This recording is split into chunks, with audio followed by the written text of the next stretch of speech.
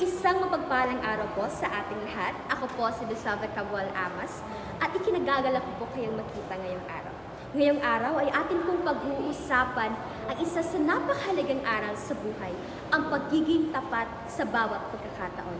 Layunin ko po na maipakita at maisabuhay ang pagiging tapat sa bawat pagkakataon dahil dito nagsisimula ang pundasyon ng tiwala, respeto at tunay na pagkatao.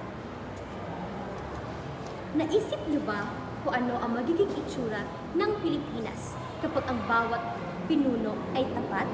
Tapat sa pangako, tapat sa pondo ng bayan, at tapat kahit walang nakatingin, kahit walang kamera o media. Ilan na kayang mga paaralan ang naipatayo na? Ilan na kayang mga ospital ang nakumpleto na? At ilan na kayang mga Pilipino ang hindi na umaasa na ang mga pangako ay magpapatuloy na pangako na napako lamang? Ang pagiging tapat ng bawat isa ay hindi lamang ito simpleng pag-uugali.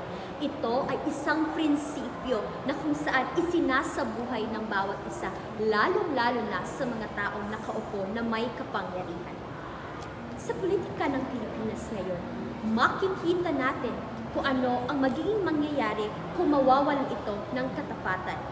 Dito nagsisimula ang katiwalian, pandaraya at panlilinlang sa mga mamamayan.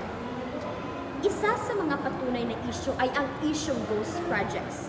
May pera, may pondo, may papeles at may pirma. Pero kapag atin itong hinahanap sa totoong buhay, parang multo ang proyekto.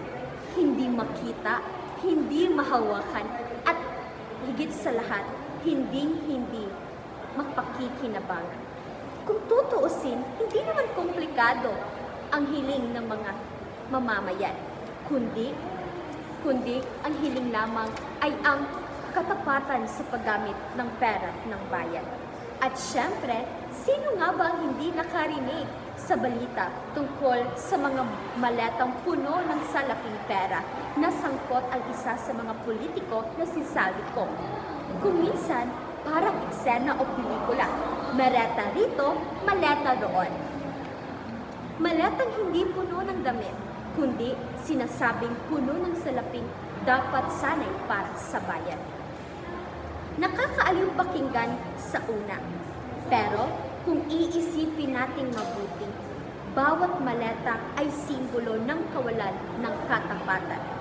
Habang ang pera ng bayan ay nagkakasya sa maleta, ang mga Pilipino ay patuloy na nagsisiksikan sa ospital, nag-aaral sa mga kulang na silid-aralan at naglalakad sa mga daan na hindi matapos-tapos. Pera na dapat sanay mapunta sa serbisyong pampubliko, napunta pa sa pansariling interes. Dito natin mas lalong nauunawaan na kung gaano kahalaga ang pagiging tapat sa bawat pagkakataon. Ang katapatan ay pundasyon ng tiwala. Kapag ang leader ay tapat, nagiging tapat din ang sistema. Kapag tapat naman ang pamahalaan, nagkakaroon ang pag-asa ng bayan. Ngunit, kapag ang katapatan ay napalitan ng kasinungalingan, ang buong bayan ang nagdurusa. Hindi rin madaling maging matapat, lalo na kung ang mga pagkakataong magtago, magbulsa o magsinungaling. Ngunit, ang tunay na karakter ng isang leader, lalo na ang isang pinuno, ay nasusukat hindi lamang sa panahon ng pagkakamali.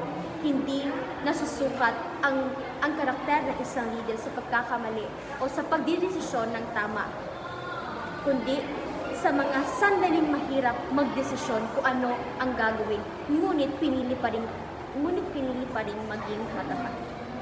Sa huli, ang pagiging tapat sa bawat pagkakataon ay hindi lamang responsibilidad ng mga nasa politiko, kundi tungkulin nating mga mamamayan. Sa simpleng paraan, sa pagtanggi ng pandaraya, sa panunuri, at sa pagpili ng mga taong dapat ihalal sa panahon ng halalan, nagsisimula na ang tunay na pagbabago. Kung nais nating magkaroon ng bansang malasakit at mapag-unlad na bansa, magsimula tayo sa iisang prinsipyo. Katapatan sa bawat pagkakataon, kahit walang nakakita, kahit walang pumapalakpak, at kahit nahila. Kung nais nating mas maayos ang Pilipinas, kailangan nating manindigan para sa katotohanan at katapatan, ngayon at hindi bukas. Maraming salamat.